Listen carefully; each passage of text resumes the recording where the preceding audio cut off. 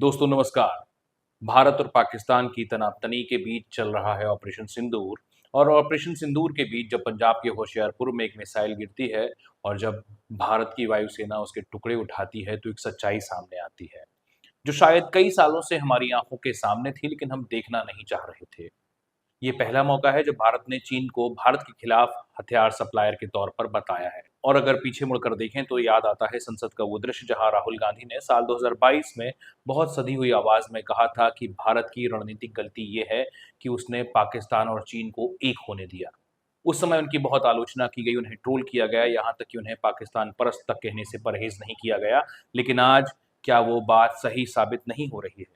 ये सवाल हम सबसे है, अकेली सरकार से नहीं। You have brought Pakistan and China together, and this is the single biggest crime that you could commit against the people of India. China has a clear vision, and I can clearly see, without any confusion in my mind, that China has a plan. China has a plan. Do not underestimate what we are facing. This is a very, very serious threat to the Indian nation. This is a very, very serious threat to the Indian nation. We have made huge strategic mistakes in Jammu and Kashmir. We have made huge strategic mistakes in our foreign policy. Bharat से बैर रखने वाले जो देश पहले भारत के लिए अलग अलग स्थान पर चुनौती थे, अब वो एक दूसरे के साथी बन चुके हैं। चीन की मिसाइल पाकिस्तान के लड़ाकू विमान से हमारे ऊपर दागी जा रही है।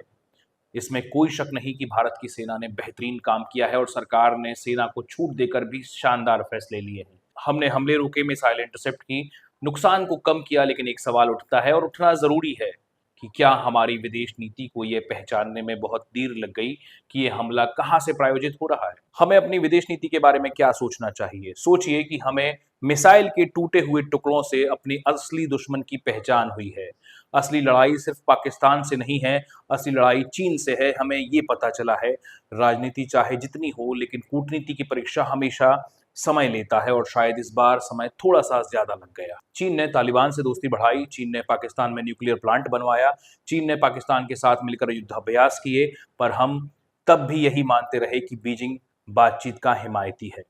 तो जब मिसाइल गिर चुकी है और नाम उजागर हो चुका है, तो सवाल भी सीधा है कि क्या हम चीन को अब भी केवल अपना एक पड़ोसी समझेंगे या फिर रणनीतिक चुनौती के तौर पर देखना शुरू कर देंगे?